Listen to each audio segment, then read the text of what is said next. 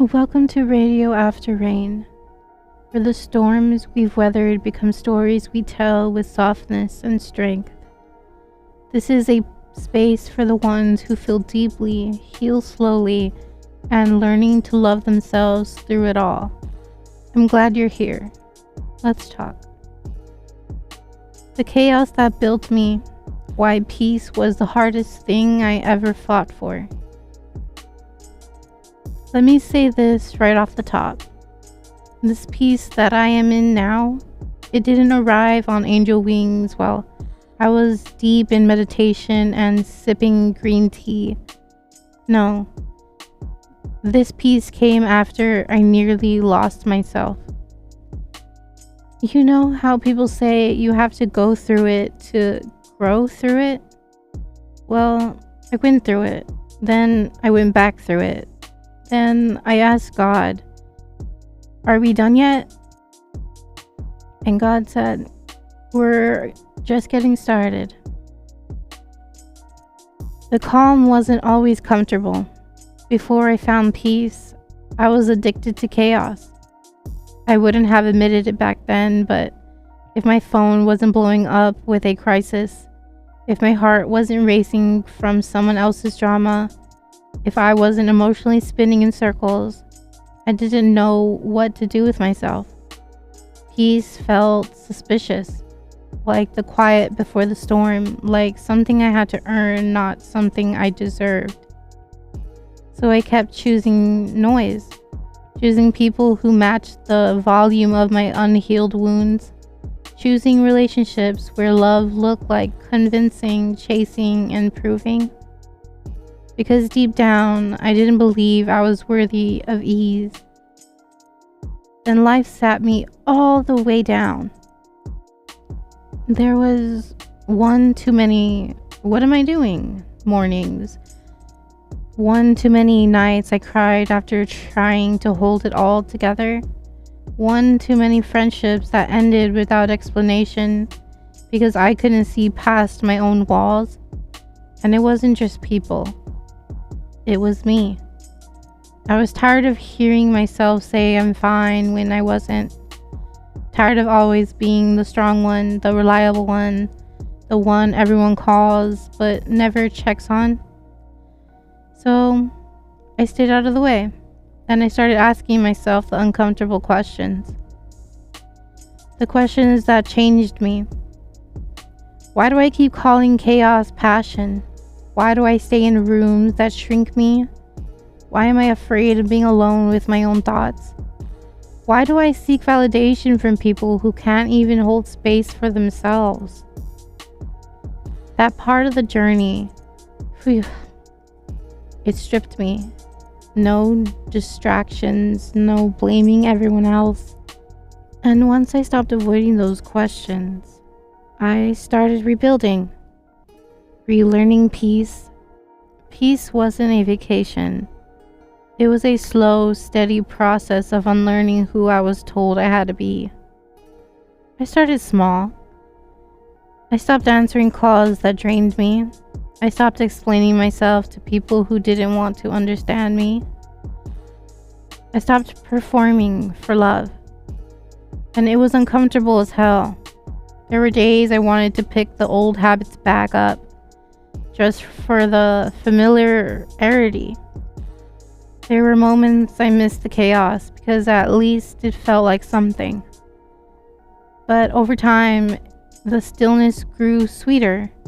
My inner voice got louder, and I realized I didn't have to earn peace. I just had to stop rejecting it. People will think you've changed, and you have. Some people don't like the healing version of you. They were used to the version that tolerated too much, over-explained, and never said no. And when I stopped being that, some folks disappeared. And let me tell you, thank God, because peace comes with a cost. And that cost is your old life, your old patterns, your old coping mechanisms, your trauma, bonded relationships. But the reward? Oh, the reward is sweet. waking up without anxiety as a roommate, loving people from a full cup, not an empty one, creating space for joy instead of just survival. I'm not perfect. I'm present. Do I still slip up? Absolutely. Do I still catch myself reacting from wounds instead of wisdom? Yep. But the difference now, I catch it. I slow it down. I breathe through it. I don't let chaos rent space in my life for free anymore. And I damn sure don't keep doors open to people who only knew how to love the broken version of me. To anyone fighting for their own peace right now, you don't have to have it all figured out. You just have to stop running. Sit with the silence, let it speak. Ask yourself the questions you've been avoiding. It might feel like unraveling at first, but I promise, you're not falling apart. You're falling into yourself. You don't have to chase love anymore. You don't have to perform your worth. You don't have to stay in circles that make you sick. Peace is not passive. It is not soft in the way we've been taught. Peace is power, and you are allowed to claim it. The quiet power of choosing joy anyway. Lately, I've been learning that positivity isn't always loud. It's not always about morning affirmations or sunshiny days. Sometimes it's a quiet decision to keep showing up with hope, even when the world has given you every reason not to. Positivity for me has become a gentle kind of resilience. Not the kind that ignores pain, but the kind that says, even so, I'm choosing to believe in better. Life hasn't always been light, let's be real.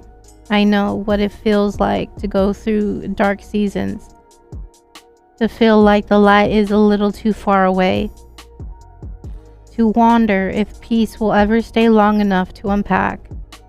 But the truth is, I've also learned how to hold joy in my hands without waiting for everything to be perfect. It took time. It took tears. It took a lot of unlearning the idea that I had to earn good days. Positivity isn't pretending. Let's clear that up right now. Being positive doesn't mean denying your feelings. It doesn't mean ignoring the hard stuff or faking a smile through your struggles. It means finding light in the middle of it. It means holding space for gratitude and grief to coexist. It means recognizing the beauty in small wins, quiet mornings, and people who love you even when you are a little messy. Positivity is soft strength. The little things matter more than I thought. You want to know what changed my life more than anything? The little things. The way the sky looks when the sun is setting just right. The unexpected text from a friend who still remembers how I take my coffee. The way music hits different when I'm finally at peace with where I am.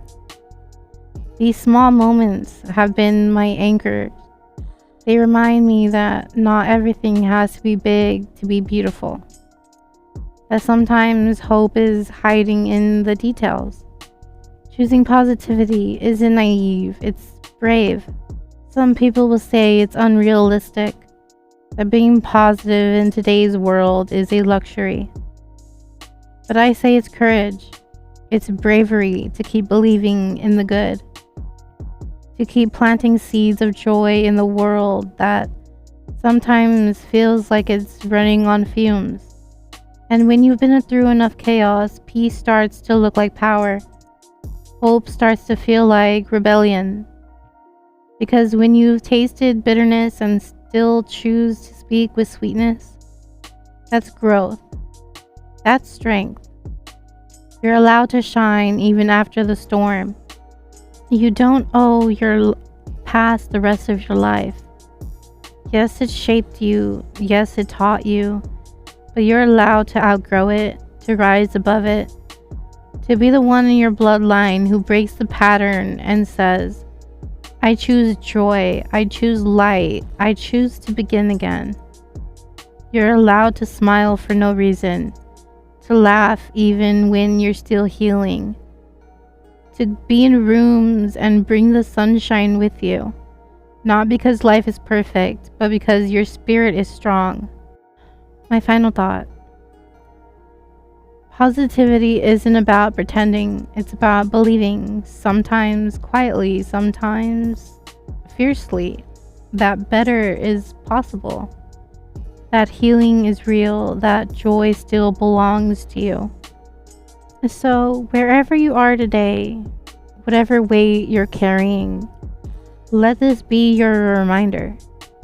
There is light in you, there is hope in your future, and even if no one else sees the work you're doing, stay afloat. I do. You're doing amazing. Keep choosing joy anyways. And just like that, we've reached the end of another chapter. If no one told you today, you're doing better than you think. Keep going, keep glowing, and remember, joy is still yours, even on the hard days. Until next time.